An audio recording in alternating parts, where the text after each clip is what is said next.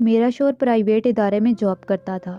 ہماری ایک 2 سال کی بیٹی بھی تھی، مگر ایک دن آفس سے آتے ہوئے ان کا ایکسیڈنٹ ہوا اور وہ موقع پر ہی دم توڑ گئے۔ وہ دن میرے لیے کسی قیامت سے کم نہ تھا۔ عدت پوری ہونے کے بعد میرے ساس سسر نے مجھے والدین کے گھر بھیج دیا۔ شاید وہ بھی مجھے اچھا نہیں سمجھتے تھے، کیونکہ ان کے خیال سے میں ایک منحوس عورت تھی۔ خیر، میں چپ کر کے اپنے والدین کے گھر آ گئی۔ میرے والدین تو مجھے پہلے ہی بوجھ سمجھتے تھے۔ میں اپنی بیٹی کو سینے سے لگا کر بہت روتی، بالآخر میرے باپ نے میری دوسری شادی کروا دی، ایک ایسے شخص سے جس کا پہلے سے ہی ایک بیٹا تھا اور میری ایک بیٹی تھی۔ ہم دونوں ایک جیسے تھے، اس لیے ہماری شادی ہو گئی، ورنہ مجھے رشتہ بھی نہ ملتا۔ اس کا بیٹا میری بیٹی سے 2 سال چھوٹا تھا۔ اس کے بیٹے کا نام قدیر تھا اور میری بیٹی کا نام سلمیٰ تھا۔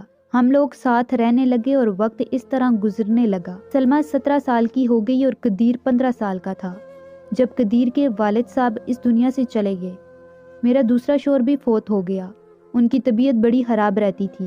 گھر ہمارا تھا، اس لیے کرائے کی پریشانی نہیں تھی۔ ایک دن ہم سب سو رہے تھے کہ بہت ہی زور سے آواز آئی۔ میرا تو دل بیٹھ گیا، میں بری طرح ڈر گئی۔ میں نے دیکھا یہ تو قدیر کے کمرے سے آواز آئی تھی اور اس کے کمرے کی چھت گر چکی تھی۔ میں بری طرح گھبرا گئی کہ کہیں قدیر بھی تو چھت کے نیچے نہیں آ گیا۔ وہ تو میرے شوہر کی آخری نشانی تھی۔ میں بھاگ کر اس کی طرف گئی تو وہ وہاں نہیں تھا اور شاید باتھ روم تک جانے کے لیے اٹھا تھا، اور شاید اسی طرح اس کی جان بچ گئی تھی، کیونکہ اس کے کمرے کی چھت گر گئی تھی۔ میں نے اللہ تعالیٰ کا شکر ادا کیا، لیکن اب ہمارے پاس اتنے پیسے نہیں تھے کہ ہم دوبارہ سے چھت ڈلوا سکتے۔ کمرہ تو کباڑ بن گیا تھا، ساری چھت گر چکی تھی اور بس اس کو اسی کے حال پر چھوڑ دیا۔ اس کے بعد میں نے اپنے لیے بستر کچن میں ڈال دیا اور کمرے میں دونوں بچوں کو سونے کے لیے کہہ دیا، کیونکہ باہر تو بہت زیادہ سردی تھی اور باہر کوئی سو نہیں سکتا تھا، اور کمرے میں ایک بیڈ اور ایک چارپائی تھی۔ 2 لوگ بھی بڑی مشکل سے سو پاتے۔ اب وہ دونوں کمرے میں سو جاتے تھے، مجبوری تھی، کیا کرتے۔ ایک کمرے میں تو دکان ڈال کے دی تھی میرے شوہر نے۔ گھر میں 3 ہی تو کمرے تھے، یوں تو ہم 3 لوگوں کے حساب سے کمرے مناسب تھے، لیکن ایک دکان کے لیے کمرہ بھی ضروری تھا۔ اب مجبوری تھی، کیا کر سکتے تھے، گزارا تو کرنا ہی تھا۔ ایک دن میرا بیٹا بیٹی کے کمرے میں سویا تو صبح کچھ ایسا ہوا کہ میں حیران رہ گئی۔ قدیر تو اٹھ کر ناشتہ کرنے بیٹھ گیا، مگر سلمیٰ ابھی تک جاگی نہیں تھی۔ وہ اتنی دیر تک تو کبھی بھی نہیں سوئی تھی۔ اس کی عادت تھی کہ وہ صبح جلدی جاگ جایا کرتی تھی۔ اس کو آواز دی تو وہ اٹھ نہیں رہی تھی۔ تھوڑی دیر کے بعد میں نے اسے چیک کیا تو پتہ چلا وہ بے ہوش ہو چکی ہے۔ میں بری طرح گھبرا گئی کہ کیا ہو گیا ہے اس کو، اور قدیر کو کہا کہ محلے والے ڈاکٹر کو بلا کر لاؤ۔ ڈاکٹر آیا تو اس نے یہی کہا کہ بے ہوش ہو گئی ہے، لڑکی کافی کمزور ہے، خون کی بھی کمی ہے، کوئی بھاری کام نہ کروائیں، اس سے بس آرام کروائیں اور پھل فروٹ دودھ وغیرہ کھلائیں پلائیں، ٹھیک ہو جائے گی۔ جب بیٹی کو ہوش آیا تو میں نے پوچھا کیا ہوا، تو کہنے لگی کہ بس ایسے ہی بیٹھے بیٹھے بے ہوش ہو گئی تھی۔ میں نے اپنی بیٹی کو کہا کہ تم آرام کرو، میں تمہارے لیے ناشتہ بنا کر لاتی ہوں۔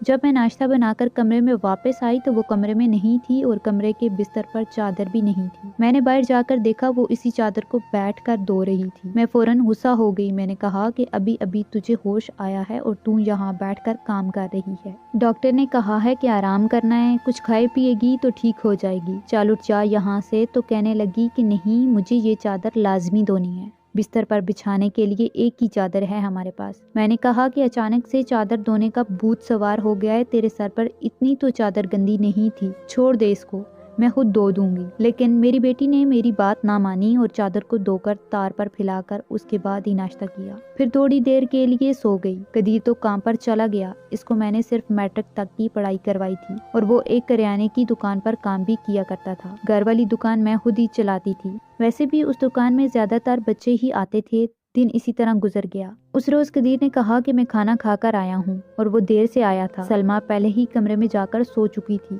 وہ جا کر کمرے میں سو گیا۔ میں نے کچن میں چارپائی ڈالی تھی، جگہ بدلنے کی وجہ سے نیند نہیں آ رہی تھی، اپنے شوہر کو یاد کر رہی تھی۔ دوسرا شوہر بھی بہت اچھا تھا، میرا بہت خیال رکھتا تھا، اس نے بھی کبھی میری پچھلی شادی کا تانا نہیں دیا تھا۔ میری بیٹی کو وہ ہمیشہ اپنی بیٹی سمجھتا تھا، اور میں نے بھی قدیر کو کبھی یہ نہیں بتایا کہ وہ میرا سوتیلا بیٹا ہے۔ اس نے بھی اپنے حصے کا پیار مجھ سے لے لیا، ویسے بھی اب ہمیں اسی کا سہارا تھا۔ وہ اس گھر میں مرد تھا، ورنہ ہم 2 عورتیں کہاں جاتی۔ کام بھی اچھے طریقے سے کر رہا تھا۔ میں نے اسے کہا کہ اپنے آگے کی پڑھائی پرائیویٹ کر لو، کیونکہ اگر اس کے پاس کوئی اچھی ڈگری ہوگی تو کوئی اچھی نوکری مل جائے گی۔ وہ میری ہر بات مان لیتا تھا۔ صبح صبح پھر سے کچھ ایسا ہوا کہ میں حیران رہ گئی۔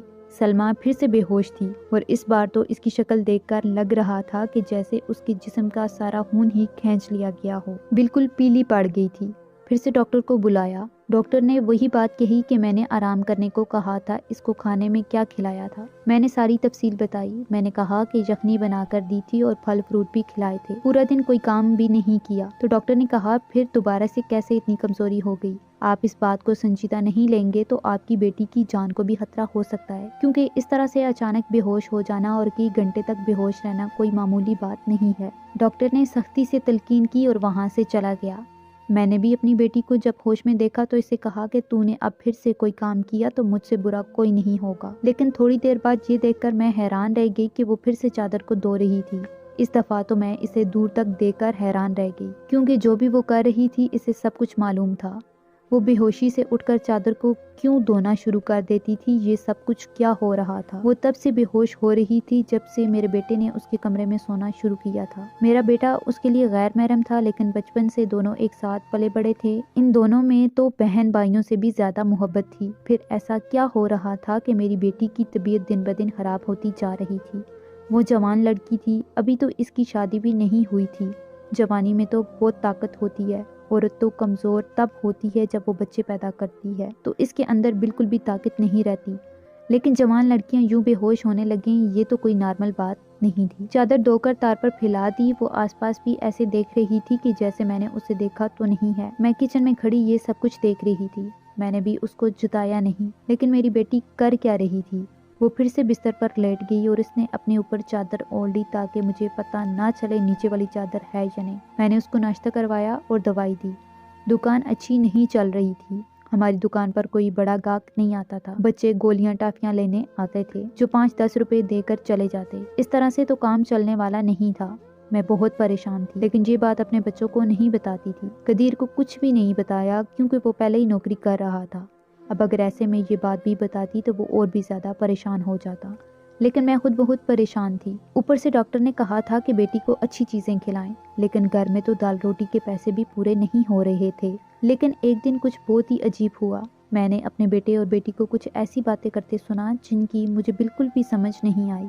میرے بیٹے نے کہا کہ تم نے تو ابھی سے اپنی طبیعت خراب کر لی ہے، اس طرح تو نہیں چلے گا۔ اگر تمہیں اتنا مسئلہ ہو رہا ہے تو پھر ہم یہ سب نہیں کر سکتے۔ میری بیٹی نے کہا کہ نہیں، مجھے یہ کام کرنا ہے، اسی طرح کے موقع بار بار نہیں ملتے، اور مجھے کیا پتا تھا کہ میرے ساتھ یہ سب کچھ ہو جائے گا۔ مجھے تو پتہ ہی نہیں تھا کہ میرے اندر اتنی بھی جان نہیں۔ اس نے کہا کہ اب تو تمہیں پتہ ہے نا، تمہاری زندگی کو داؤ پر نہیں لگا سکتے۔ تو میری بیٹی کا کہنا تھا کہ نہیں، صرف 2-4 ہفتوں کی تو بات ہے، اس کے بعد یہ موقع نہیں ملے گا۔ کیا ہو رہا تھا یہ سب کچھ؟ مجھے ان کی باتوں کی کچھ سمجھ نہیں آ رہی تھی۔ ایک دن تو یہ منظر دیکھ کر میں حیران رہ گئی۔ صبح صبح ہی میری بیٹی نے چادر کو پھر سے دھو کر دیوار پر ڈالا ہوا تھا اور وہ ایک طرف کھڑی ہو کر الٹی کر رہی تھی۔ میں نے کہا کہ کیا ہو گیا ہے تمہیں؟ تو کہنے لگی کہ اچانک سے میرا دل خراب ہو گیا۔ میں نے کہا کہ کیا مطلب اس بات کا کہ دل خراب ہو گیا ہے تمہارا؟ کیا کھا رہی ہو تم ایسا، اور چادر کو بار بار کیوں دھوتی ہو؟ کیا چھپا رہی ہو تم؟ اگر مجھے پتا چلا کہ تم نے ایسی ویسی کوئی حرکت کی ہے جس سے میری اور تمہارے باپ کی عزت داؤ پر لگ گئی تو میں تمہیں کبھی معاف نہیں کروں گی۔ میری بیٹی حیران رہ گئی۔ اس نے کہا امی آپ کس طرح کی باتیں کر رہی ہیں؟ لگتا ہے آپ نے کوئی فلم دیکھی ہے یا کوئی ڈرامہ دیکھا ہے، یا پھر کسی نے آپ کے کان بھرے ہیں جو اس طرح کی باتیں کر رہی ہیں۔ میں ایسا کیوں کروں گی؟ اور اگر میں نے اس چادر کو دھویا ہے تو کیا ہوا؟ گندی ہو گئی تھی، بس اس لیے دھو دی۔ کہ آپ کو پتہ ہی ہے میری طبیعت خراب ہے، دوائیاں کھانے کی وجہ سے میرے پیٹ میں بھی مسئلہ ہو رہا ہے۔ اگر مجھے الٹی آ گئی تو اس کا کوئی اور مطلب نہیں ہے۔ میری بیٹی مجھ سے اس طرح سے بات کر رہی تھی، میں نے اس کے منہ پر تھپڑ دے مارا اور وہ زمین پر گر گئی۔ وہیں پر میرا بیٹا بھی آ گیا۔ اس نے کہا کہ امی آپ کیا کر رہی ہیں؟ آپ نے اس پر ہاتھ کیوں اٹھایا؟ تو میں نے کہا ہاں میں نے مارا ہے۔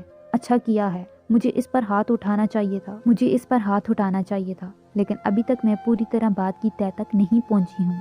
جس دن مجھے پتہ چل گیا تم دونوں کے بارے میں، اس دن دیکھنا۔ اب مجھے خود پتہ نہیں کہ مجھے کیا ہو گیا تھا۔ میرے دل میں جو بات آ رہی تھی میں نے وہی بول دی، جو کہ مجھے اس طرح نہیں کرنا چاہیے تھا۔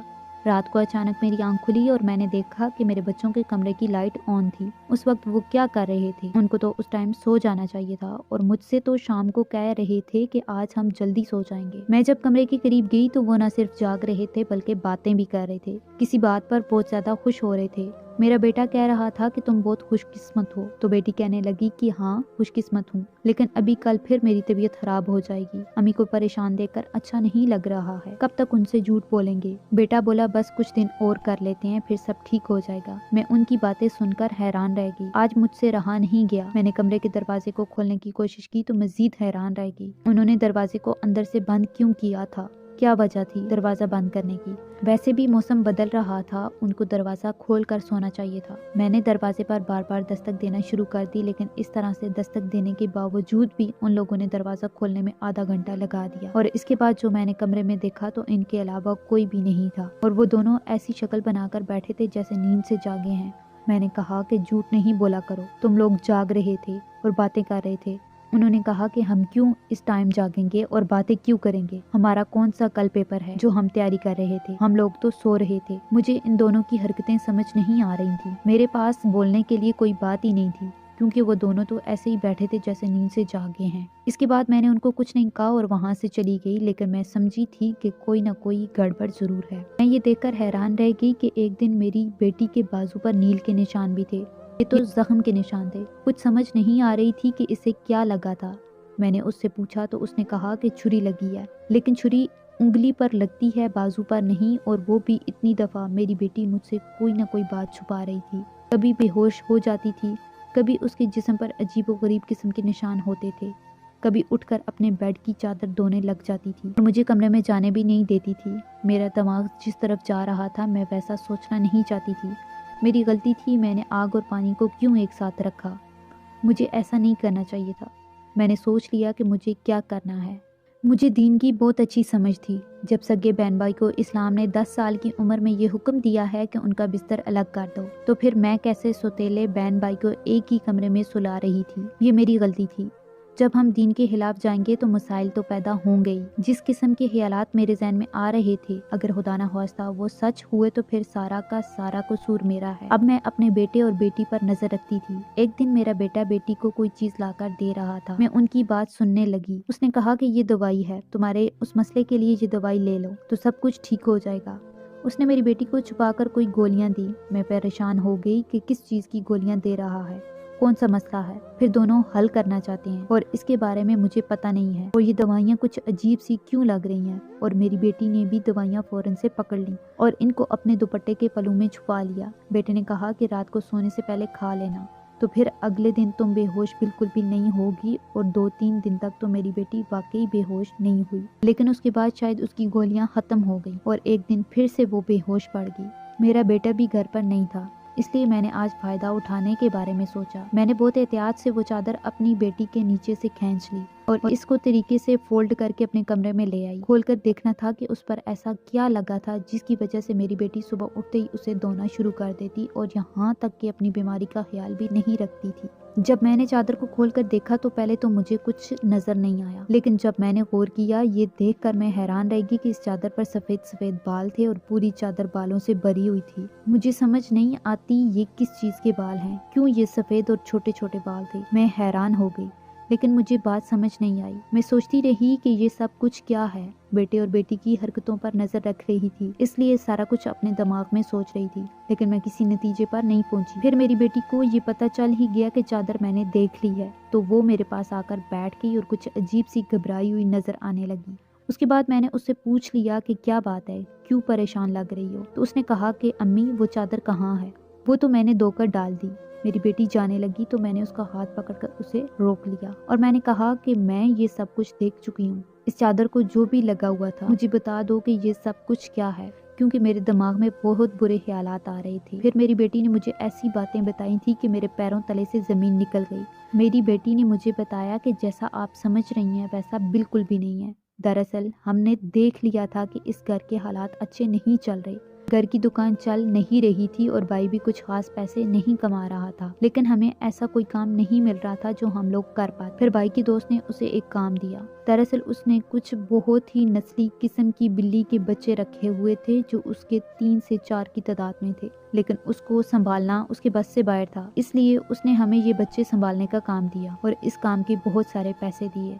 दरअसल भाई भी पूरा दिन वहीं पर होता था, लेकिन रात में भाई ने आराम करना होता था। उस बिल्ली के बच्चों को कमरे में लेकर आता था और मैं उनको संभालती थी। उन्हीं के बाल चादर पर लगे होते थे जिनको फौरन धो देती, क्योंकि हमें पता था कि आपको इस तरह की चीज़ें अच्छी नहीं लगती और हम आपको ये सब कुछ बताना भी नहीं चाहते थे। हम ये सब कर रहे हैं और मुझे बाद में पता चला कि मुझे उनसे एलर्जी हो जाती है, जिसकी वजह से मैं सुबह बेहोश हो जाती थी। भाई ने मुझे जो दवाई ला कर दी वो भी इसी हवाले से थी, ताकि मेरी एलर्जी कम हो जाए।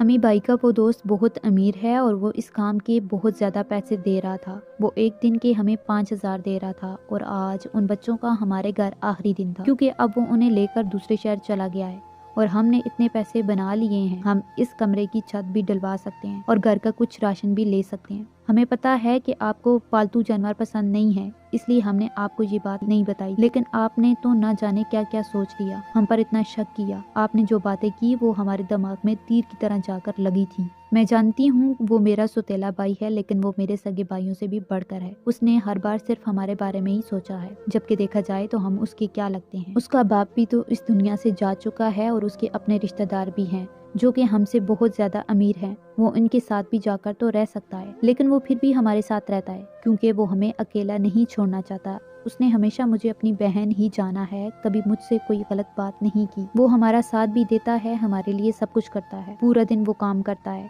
रात को मैं उसकी मदद करती थी। वो कहता था कि वो रात में भी ये सब कुछ कर लेगा, लेकिन फिर भी मैं उसकी मदद कर रही थी। मुझे ये सुनकर बड़ा अफसोस हुआ, क्योंकि मैं वाकई बहुत ज़्यादा गलत बात सोच रही थी। इतनी ज़्यादा गलत बात कि जो बिल्कुल भी मुझे सोचनी नहीं चाहिए थी। हमने ये बात कदीर को नहीं बताई और मेरी बेटी ने भी उसे नहीं बताया कि मुझे सारी बात का पता चल गया है, क्योंकि अब ये काम वैसे भी ख़त्म हो गया और मैं इसकी नज़रों में और ज़्यादा गिरना नहीं चाहती थी। उसने कमरे की छत डलवा दी और अब हमारा घर का कमरा भी ठीक हो गया था। आहिस्ता आहिस्ता हमने बहुत मेहनत की। मेरी बेटी ने भी घर में बच्चों को ट्यूशन पढ़ाना शुरू कर दिया। हमारे हालात पहले से बेहतर होने लगे। आहिस्ता आहिस्ता इतने बेहतर हो गए कि हमारे घर में कोई तंगी नहीं रही थी। मेरे साथ जिंदगी ने बहुत बुरा किया, लेकिन अच्छा ये किया कि मुझे बहुत ज्यादा नेक औलाद दी, चाहे वो औलाद मेरी अपनी थी या पराई। मेरे दोनों बच्चे ही माशाअल्लाह बहुत ज्यादा नेक और मेहनती हैं।